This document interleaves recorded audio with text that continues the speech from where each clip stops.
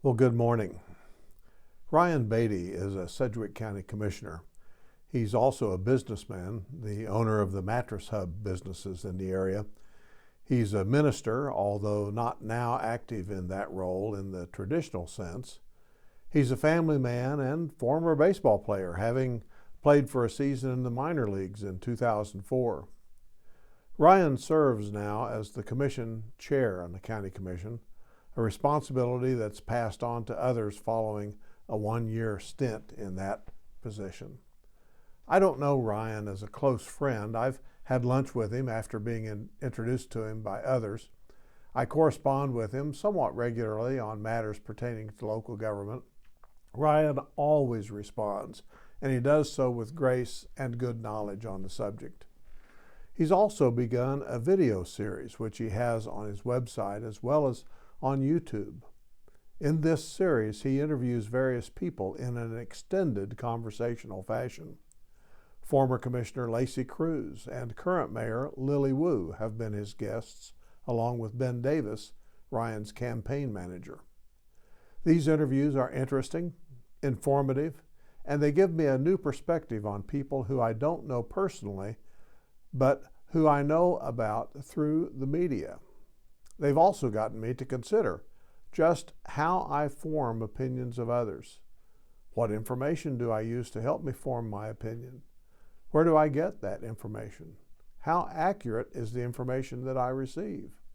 Are there other ways I can get information about someone as I come to some kind of conclusion regarding that individual?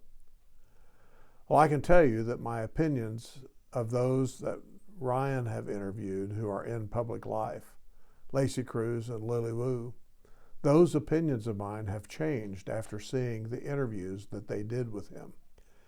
And my take on Ryan has changed some as well, but not quite as much as with Cruz or Wu, and I'll explain. The only information that I've received about Lily Wu and Lacey Cruz up until this time have been media sources.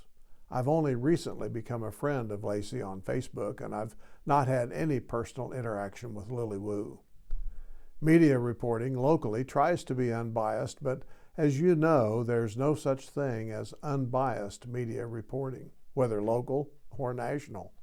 And additionally, the media prefer 15-second sound bites instead of extensive several-minute responses. However, with an hour-long interview done in conversational format, new information comes out. People have time to flesh out their thoughts. There can be a much deeper dive into the topics that are discussed.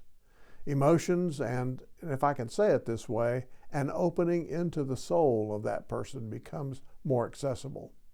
These kinds of conversations tend to open up a whole other way of seeing the person in the interview. With Ryan, I've been able to make an assessment from several fronts.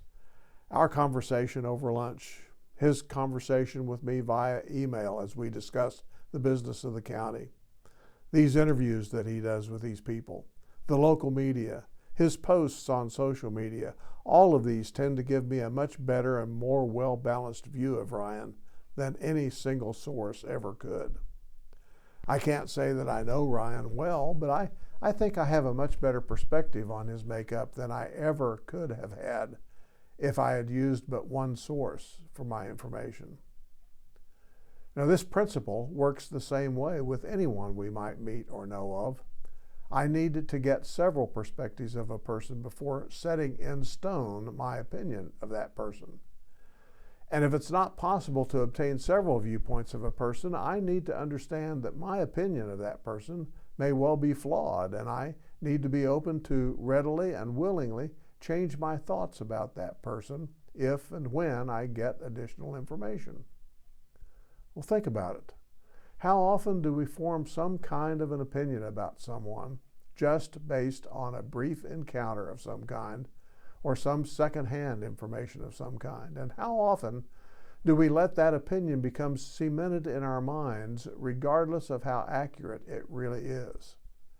How many times have we formed that kind of an opinion of another person only to find out later that what we've been thinking about that person has been totally wrong based on additional information that we receive from other trusted sources. Well, this principle is true even in the church family. Often we see people in our church family only on Sunday mornings. This is the time when folks are usually, they're usually on their best behavior. They're dressed up, at least some, from what their normal mode of dress might be. It's a time when we see people generally at their best. This is one reason for what we might call fellowship. We see others during those times in circumstances and situations that are different from church. Having a meal with them, traveling with them, seeing them in their home, having them in our homes, visiting them maybe if they're in the hospital, going to their kids' school and other events. These kinds of interactions give one a much better idea of what someone else is really like than the one-sided viewpoint at church on Sunday morning. I encourage you to refrain from forming permanent opinions of others unless and until you've had several ways to interact with and get to know someone. I think you'll find that first opinions based on limited knowledge, they're often mistaken opinions. May God continue His blessings as we together navigate the future.